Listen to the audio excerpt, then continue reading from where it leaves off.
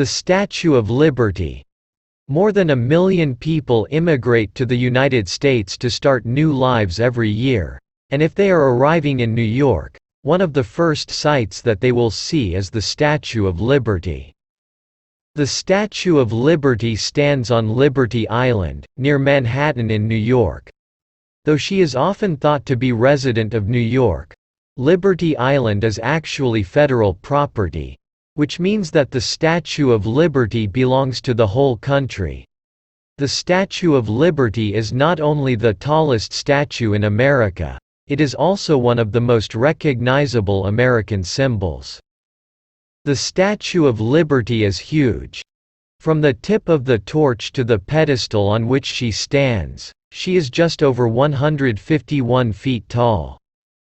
If you include the pedestal in your measurement, she stands more than 305 feet off of the ground. That's more than 30 basketball hoops or an entire football field. Her waist size is 35 feet, which would make it awfully tough to find pants, and the tablet she holds is 23 feet long. Don't worry though. She hasn't had any trouble holding that tablet yet with her 8-foot index finger. Talk about heavy-handed. Though America financed and built the pedestal on which the Statue of Liberty stands, the statue itself was a gift from France. In this way, the complete work, much like the United States, is a product of both American and French contributions.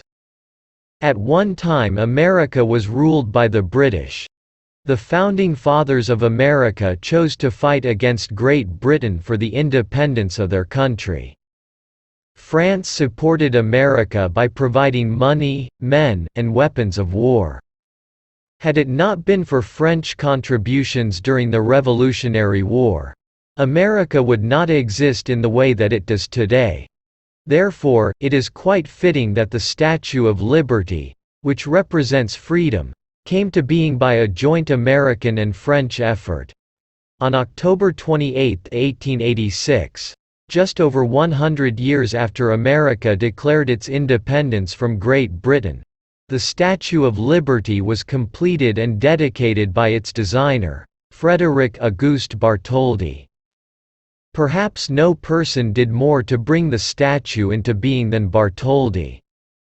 Not only did Bartholdi gain both French and American approval for the project, he led the French fundraising efforts and designed the appearance of the statue.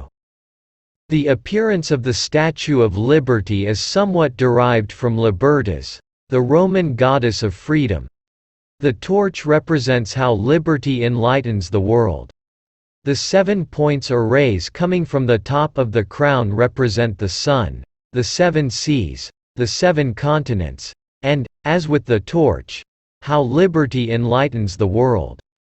Though much of the statue was modeled after depictions of goddesses, Bartholdi modeled the face after his mother. Now that's a Mother's Day gift that's hard to top. Though Bartholdi was responsible for the external appearance of statue, the internal design can be largely credited to innovative designer, Gustave Eiffel. Though Mr. Eiffel is best known for his contributions to a tower in Paris that is named after him, he also engineered the internal structure that holds up the Statue of Liberty. Eiffel chose to use a flexible structure, so that changes in the temperature and strong winds from the ocean would not cause the statue to crack. Because of Eiffel's crafty design, the Statue of Liberty may sway as much as 3 inches on a windy day. If the winds exceed 50 miles per hour, the torch may sway 5 inches.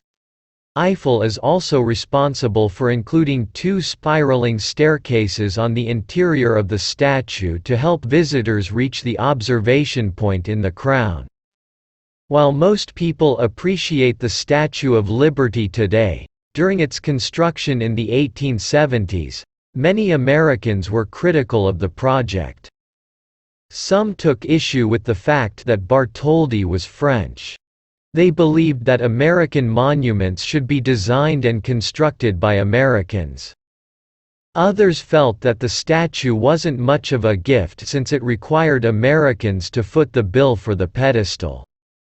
After the Panic of 1873, America fell into a deep economic depression that lasted through much of the 1870s. During an economic depression, people spend less money and it is harder to find jobs. Because the nation was going through a depression, many Americans thought that money should not be spent to support a giant French statue. I think most Americans would now agree that it was a good investment.